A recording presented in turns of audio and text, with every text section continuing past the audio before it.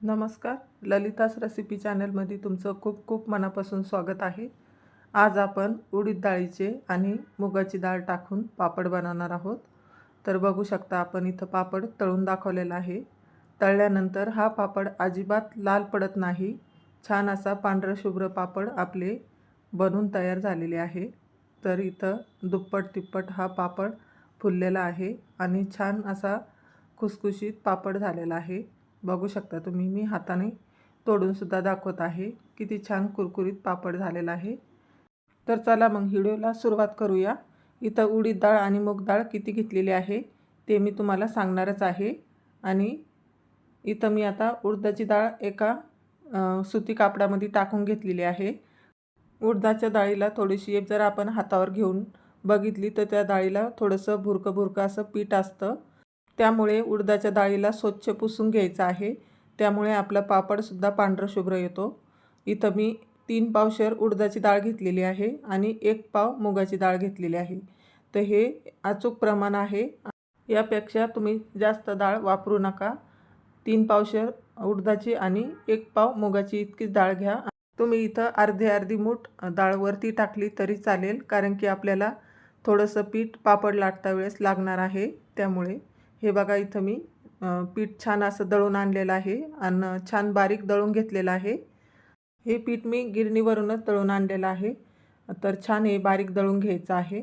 तर आपण इथं रामबंधूचा पापड मसाला घेणार आहोत. तर हे बघू शकता तुम्ही, हा मसाला 100 ग्रॅम आहे.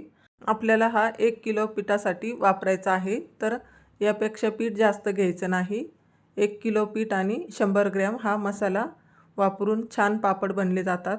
त्याच्यावर प्रमाण दिलेलं आहे, त्याच पद्धतीनं हे आपल्याला टाकून घ्यायचं आहे. तर मी हा मसाला असाच पिठामध्ये मिक्स करून घेणार आहे. बरेच जण हा मसाला पाण्यात मिक्स करून टाकतात किंवा मग मिक्सरच्या भांड्यात फिरवून आणि त्याच्यामध्ये टाकतात. तर असं काहीच करायची गरज नाही. जसा आहे तसाच हा मसाला टाकून घ्यायचा आहे. खरंच खूप छान बनतात हे पापड आणि चवीलासुद्धा खूप छान लागतात. सर्व पिठामध्ये हे असा मसाला मिक्स होऊन जातो. पाण्यामध्ये टाकल्यामुळे काही पाणी कधी कधी कमी पडतं, त्यामुळे मग तो मसाला सर्व पिठाला लागत नाही. इथं मी थोडं थोडं पाणी टाकूनच हे पीठ भिजून घेतलेलं आहे. खूप जास्त असं पाणी एकदाच टाकून भिजवायचं नाही. पीठ आपल्याला असं घट्टसर मळून घ्यायचं आहे. बघू शकता तुम्ही, इथं मी थोडंसं तेल लावून आता पीठ मळून घेत आहे, कारण की हे पीठ खूप चिकट असतं, हाताला असं पीठ लागलं जातं.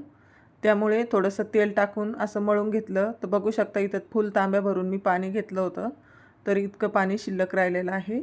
आणि आपल्याला हे 2 ते 3 तास पीठ असं भिजून घेतलेलं आहे. बघू शकता आता पीठ छान भिजलेलं आहे. हे पीठ इथं आता आपल्याला छानपैकी असं कुटून घ्यायचं आहे. तर बघू शकता आता आपण हे पीठ भिजून आणि मग आपल्याला हे पीठ आता कुटून घ्यायचं आहे. इथं मी हे पीठ आता पाट्यावर कुटून नाही घेणार, कारण की पाटा नसल्यामुळे मी इथं आता या छोट्याशा बाउलमध्ये मी हे पिठाचा गोळा काढून घेतलेला आहे. आणि जे खलबत्त्याचं जे कुटण्याचं असतं त्यांनाच मी हे कुटून घेणार आहे.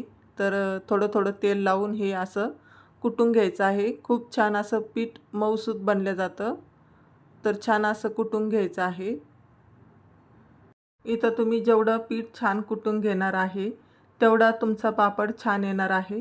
तर एकदम मऊसूत असं पीठ मी आता इथं कुटून घेतलेलं आहे, बघू शकता तुम्ही. आणि थोडं थोडं तेल लावूनच आपल्याला हे कुटून घ्यायचं आहे या पद्धतीने. तर सर्व मी पीठ आता असंच कुटून घेतलेलं आहे. हे बघा किती छान गोळा तयार झालेला आहे आपला आणि एकदम पीठ असं एकजीव झालेलं आहे. खूप सोपी पद्धत आहे हे पीठ कुटण्याची. तर तुमच्याकडे सुद्धा पाटा नसला तर तुम्ही हे पीठ असंच कुटून घ्या आणि छानपैकी पापड बनवा. तर हे बघा इथं पीठ आता आपलं कुटून झालेलं आहे. पीठ कुटून झाल्यानंतर आपल्याला पीठ असं वडून वडून असं एकजीव करायचं आहे. हे बघा इथं याच पद्धतीने तुम्हाला सुद्धा पीठ असं करून घ्यायचं आहे. बघू शकता तुम्ही आता पीठ आता मधून तुटत सुद्धा नाही. ते छान पीठ आपलं मळून झालेलं आहे, यावरून आपल्याला समजतं. तर हे पीठ तुटलं नाही पाहिजे असं ओढत असल्यावर. तर छान आपलं पीठ तयार झालेलं आहे. आणि हे एक गोळा कुटलेला आहे आणि एक गोळा हात कुटायचा राहिलेला आहे. तर बघू शकता किती छान आपल्या पिठाला चकाकी आलेली आहे. आणि इथं मी तसंच सर्व गोळे मी कुटून घेतलेले आहे. आणि आपल्याला हे गोळे हवाबंद डब्यात ठेवा किंवा मग तुम्ही पन्नीतसुद्धा ठेवू शकता. तर बघू शकता इथं मी इथे कॅरी बॅग आहे, त्यामध्येच मी इथं हे गोळे ठेवणार आहे. कारण की वरती हवा लागल्यामुळे लगेच या पिठाला पापडी येते वरती. त्यामुळे तुम्हाला पुन्हा पीठ कुटून घ्यावं लागेल. त्यामुळे हे पीठ हवाबंद पन्नीत किंवा डब्यातच तुम्ही हे पीठ झाकून ठेवा. आणि एक गोळा घेतलेला आहे. छान अशा मी लाट्या करून घेणार आहे आता. तर त्या पण आपल्याला एक हवाबंद पातेल्यात किंवा मग डब्यात ठेवायच्या आहे. इथं तुम्ही छोट्या मोठ्या साईजनं तुम्ही ह्या लाट्या तोडून घेऊ शकता. तर इथं मी मध्यमच घेणार आहे तोडून. तर या पद्धतीनंच मी कट करून घेतलेले आहे. आणि मी इथं 2 गोळ्याचे एकदाच करून घेणार आहे, म्हणजे मग पापड बी पटपट लाटल्या जातात. तर हे बघा इथं मी 2 गोळ्याच्या मी लाट्या बनवून घेतलेल्या आहे. सर्व एकखाटीच बनवून नका ठेवू. जसे आपल्याला लाटायला तुम्ही एकट्या आहे की दोघी, त्या पद्धतीनंच तुम्ही हे गोळे बनवून घ्या. तर इथं मी हे पीठ शिल्लक ठेवलेलं आहे. पीठ मळायच्या आधी थोडंसं पीठ काढून ठेवा, म्हणजे पापड लाटता वेळेस पीठ आपल्याला लावण्यासाठी लागतं त्यामुळे. तर इथं मी छानपैकी आता पापड लाटून घेत आहे. बघू शकता तुम्ही, आपण मिक्सरमधून सुद्धा हा मसाला काढलेला नाही, तरीसुद्धा मधी पापड हा चिरत नाही.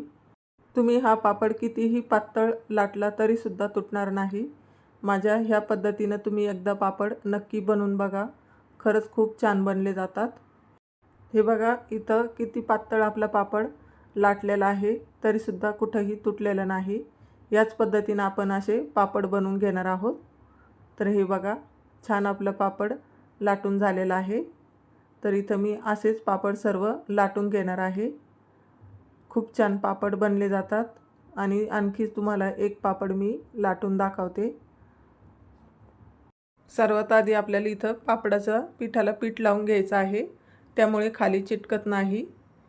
किंवा तुम्ही तेल लावूनसुद्धा हे पापड लाटू शकता, पण मी हे पीठ लावूनच लाटून घेत असते.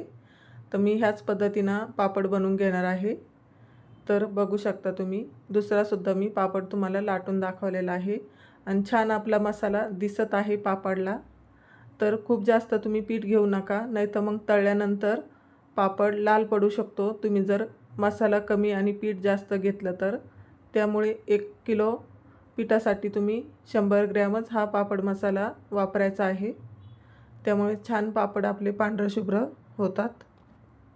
हे पापड आपल्याला फॅनच्या हवेखालीच 1 दिवस सुकून घ्यायचे आहे. तर बघू शकता इथं मी 2-3 पापड बनवून घेतलेले आहे. आणि छान आपला पापडचा मसाला दिसत आहे पापडला.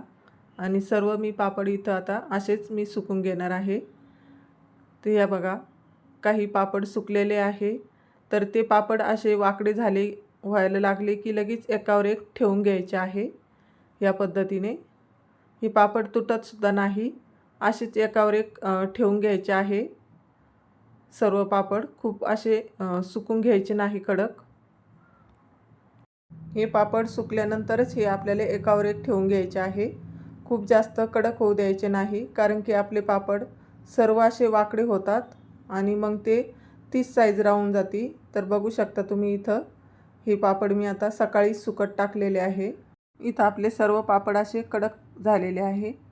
तर बघू शकता तुम्ही एवढे पापड आपले बनवून तयार झालेले आहे. तर तुम्हालासुद्धा ह्याच पद्धतीनं सुकून घ्यायचे आहे, म्हणजे कसे वर्षभर टिकतात. तर इथं तुम्हाला मी काही पापड तळून दाखवणार आहे. तर इथं मी तेलामध्ये पापड टाकून बघितला, छान तेल गरम झालेलं आहे. तर या पद्धतीनं आपल्याला पापड तळून घ्यायचे आहे. याच पद्धतीनं सर्व पापड तळून घ्यायचे आहे. तेलामध्ये टाकल्यानंतर छान पापड आपला फुललेला आहे. दुप्पट तिप्पट पापड आपला फुललेला आहे, बघू शकता तुम्ही. आणि लगेच हा तेलामधून बाहेर काढायचा. तर बघू शकता छान पांढरं शुभ्र आपला पापड तळलेला आहे. तुम्हाला 2-3 पापड मी इथं तळून दाखवलेला आहे. तर अजिबात हे पापड आपले लाल होत नाही. तर तुम्हीसुद्धा ह्याच पद्धतीनं पापड बनवून बघा, खरंच खूप छान होतात. आणि एकदम सोप्या पद्धतीनं तुम्हाला बनवून दाखवलेले आहे. तर एका दिवसामध्ये हे पापड छान असे बनवून तयार होतात. आणि छान कुरकुरीत आपले पापड झालेले आहे।